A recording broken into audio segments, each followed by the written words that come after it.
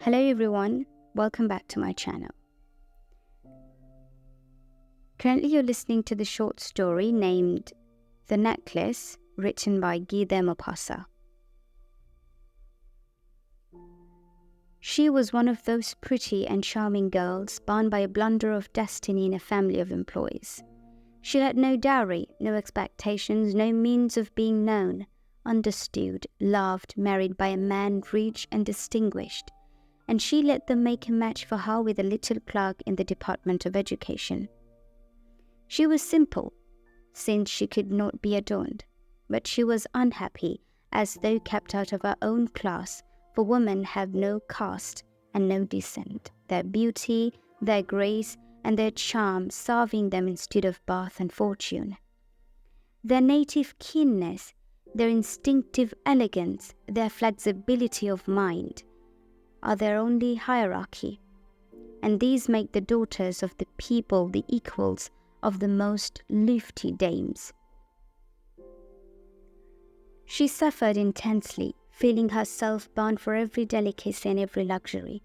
She suffered from the poverty of her dwelling, from the worn walls, the abraded chairs, the ugliness of the stuffs. All these things which another woman of her caste wouldn't even have noticed tortured her and made her indignant. The sight of the little girl from the Brittany who did her humble housework awoke in her desolated regrets and distracted dreams. She let her mind dwell on the quiet vestibules, hung with oriental tapestries, lighted by tall lamps of bronze, and on the two tall footmen in knee breeches who dozed in the large armchairs made drowsy by the heat of the furnace.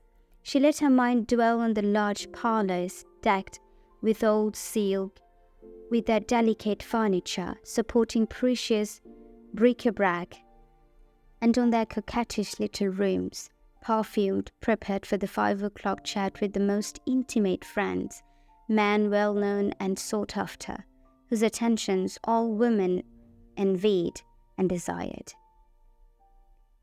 When she sat down to dine before a tablecloth 3 days old in front of her husband, who lifted the cover of the tureen, declaring with an air of satisfaction, "Ah, the good pot au feu, I don't know anything better than that." She was thinking of delicate repasts, with glittering silver, with tapestries peopling the walls with enchained figures, and with strange birds in a fairy-like forest. She was thinking of exquisite dishes served in marvelous platters of compliment whispered and had with a sphinx-like smile, while she was eating the rosy flesh of a trout or the wings of a quail. She had no dresses, no jewelry, nothing, and she loved nothing else. She felt herself made for that only. She would so much have liked to please, to be envied, to be seductive and sought after. She had a rich friend, a comrade of our convent days, whom she didn't want to go and see any more. So much did she suffer as she came away, and she wept all day long from chagrin, from regret, from despair, and from distress. But one evening her husband came in with a proud air, holding in his hand a large envelope. "There," said he, "there's something for you." She quickly tore the paper and took out of it a printed card which bore these words: "The Minister of Education and Madame George Rampanel beg Mr. and Madame Loisel to do them the honour to pass the evening with them at the Palace of the Ministry on Monday, January 18. Instead of being delighted, as her husband hoped, she threw the invitation on the table with annoyance, murmuring, "What do you want me to do with that?" "But my dear, I thought you would be pleased. You never go out. And here's a chance, a fine one. I had the hardest work to get it. Everybody is after them. They are greatly sought for, and not many are given to the clerks. You will see they are all the official world." She looked at him with an irritated eye, and she declared with impatience, "What do you want me to put on my back to go there?" He had not thought of that. He hesitated. "But the dress in which you go to the theatre, that looks very well to me." He shut up, astonished and distracted at seeing that his wife was weeping. 2 big tears were descending slowly from the corners of the eyes to the corners of the mouth. He stuttered. "What's the matter? What's the matter?" But by a violent effort she had conquered her trouble, and she replied in a calm voice as she wiped her damp cheeks. "Nothing, only I have no clothes, and in consequence I cannot go to this party. Give your card to some colleague which wife has a better outfit than I." He was disconsolate. He began again. "See here, Mathilde, how much would this cost? A proper dress, which would do on other occasions, something very simple?" She reflected a few seconds, going over her calculations and thinking also of the sum which she might ask without meeting an immediate refusal and a frightened exclamation from the frugal clerk.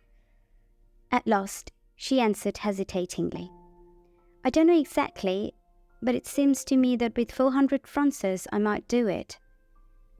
He grew a little pale, for he was reserving just the sum to buy a gun and treat himself to a little shooting the next summer on the plain of Nantes, with some friends who used to shoot larks there on Sunday.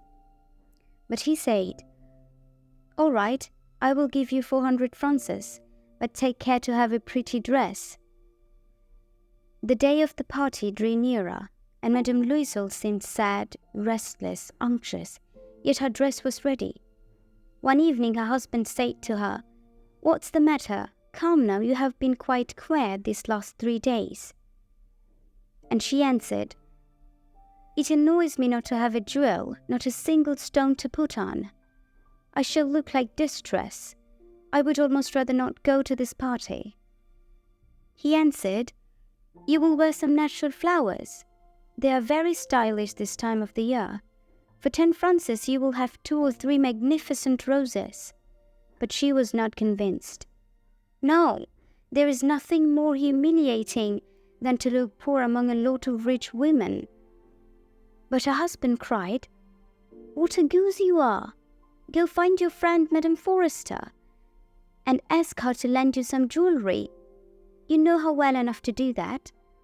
She gave a cry of joy. "That's true! I had not thought of it." The next day she went to her friends and told her about her distress. Madame Forrester went to her mirrored wardrobe, took out a large casket, brought it, opened it, and said to Madame Loisel, "Choose, my dear." She saw at first bracelets, then a necklace of pearls, then a Venetine cross of gold set with precious stones of an admirable workmanship. She tried on the ornaments before the glass, hesitated, and couldn't decide to take them off and to give them up. She kept on asking, "You haven't anything else?" Yes, look. I do not know what will happen to please you." All at once, she discovered in a box of black satin a superb necklace of diamonds, and her heart began to beat with boundless desire. Her hands trembled in taking it up. She fastened it round her throat, on her high dress, and remained in ecstasy before herself. Then she asked, hesitating, full of anxiety, "Can you lend me this? Only this?" Yes, certainly." She sprang to her friend's neck, kissed her with ardor, and then escaped with her treasure. The day of the party arrived. Madame Loisel was a success. She was the prettiest of them all. Elegant, gracious, smiling, and mad with joy. All the men were looking at her, inquiring her name, asking to be introduced.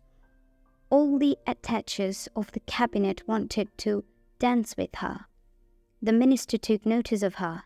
She danced with delight, with passion, intoxicated with pleasure, thinking of nothing, in the triumph of her beauty, in the glory of her success, in a sort of cloud of happiness made up of all these tributes, of all the admirations, of all these awakened desires, of this victory so complete and so sweet to a woman's heart. She went away about 4 in the morning. Since midnight her husband has been dozing in a little anteroom, with 3 other men whose wives were having a good time. He threw over her shoulders the wraps he had brought to go home in, modest garments of everyday life, the poverty of which was out of keeping with the elegance of the ball dress.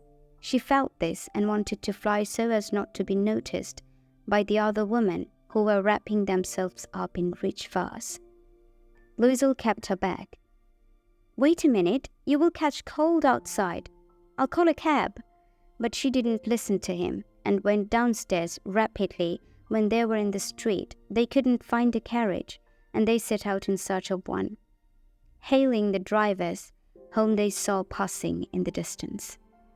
They went down toward the Seine, disgusted, shivering. Finally, they found on the quay one of those old night hawk cabs which one sees in Paris only after night has fallen, as though they are ashamed of their misery in the daytime.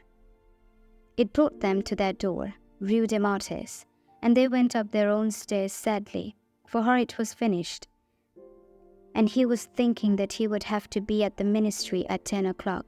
She took off the wraps with which she had covered her shoulders before the mirror so as to see herself once more in her glory. But suddenly she gave a cry. She no longer had the necklace around her throat. Her husband, half undressed already, asked, "What is the matter with you?" She turned to him, terror-stricken. I have not Madame Forrester's diamond necklace."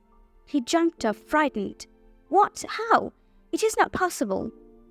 And they searched in the folds of the dress, in the folds of the wrap, in the pockets, everywhere. They didn't find it. He asked, "Are you sure you still had it when you left the ball?" "Yes, I touched it in the vestibules of the ministry." "But if you had lost it in the street, we should have heard it fall. It must be in the cab." "Yes, that is probable. Did you take the number?" "No, and you didn't even look at it?" "No." They gazed at each other, crushed. At last Loisel dressed himself again. "I'm going," he said, "back the whole distance we came on foot to see if I cannot find it." And he went out. She stayed there, in her ball dress, without strength to go to bed, overwhelmed on a chair, without a fire, without a thought. Her husband came back about 7 o'clock. He had found nothing. Then he went to police headquarters, to the newspapers to offer a reward, to the cab company. He did everything, in fact, that a trace of hope could urge him to.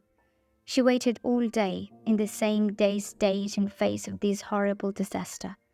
Loisel came back in the evening, with his face wan and white. He had discovered nothing.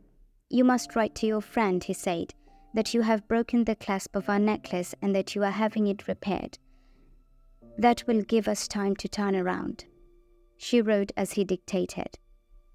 At the end of a week they had lost all hope, and Loisel, aged by 5 years, declared, "We must see how we can replace those jewels." The next day they took the case which had held them to the jewel whose name was in the cover. He consulted his books. "It wasn't I, madam, who sold this necklace. I only supplied the case."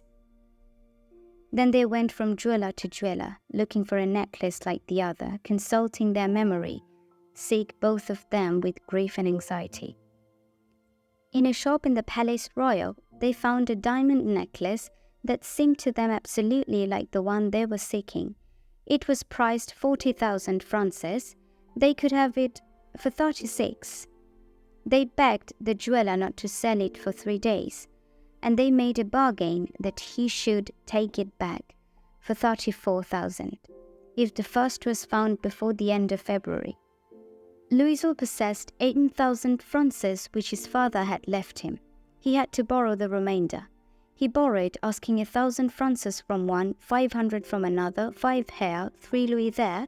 He gave promissory notes, made ruinous agreements, dealt with usurers, with all kinds of lenders. He compromised the end of his life, risked his signature without even knowing whether it could be on it, and frightened by all the anguish of the future, by the black misery which was about to settle down on him, by the perspective of all sort of physical deprivations and of all sort of moral tortures, he went to buy the new diamond necklace, lying down on the jeweller's counter 36,000 francs. When Madame Loisel took back the necklace to Madame Forester, the latter said, with an irritated air, "You ought to have brought it back sooner, for I might have needed it." She didn't open the case, which her friend had been fearing. If she had noticed the substitution, what would she have thought? What would she have said? Might she not have been taken for a thief? Madame Loisel learnt the horrible life of the needy. She made the best of it, moreover, frankly, heroically. The frightful debt must be paid. She would pay it. They dismissed the servant. They changed their rooms. They took an attic under the roof. She learned the rough work of the household, the odious labors of the kitchen. She washed the dishes, wearing out her pink nails on the greasy pots and the bottoms of the pans. She washed the dirty linen, the shirts and the towels, which she dried on a rope. She carried down the garbage to the street every morning, and she carried up the water, pausing for breath on every floor. And dressed like a woman of the people, she went to the fruiterer, the grocer, the butcher, a basket on her arm, bargaining, insulted, fighting for her wretched money, sou by sou. Every month they had to pay notes, to renew others to gain time. The husband worked in the evening keeping up the books of a shopkeeper, and at night often he did copying at 5 sous the page. And this life lasted 10 years. At the end of 10 years, they had paid everything back, everything, with the rates of usury and all the accumulation of heaped-up interest. Madame Loisel seemed aged now.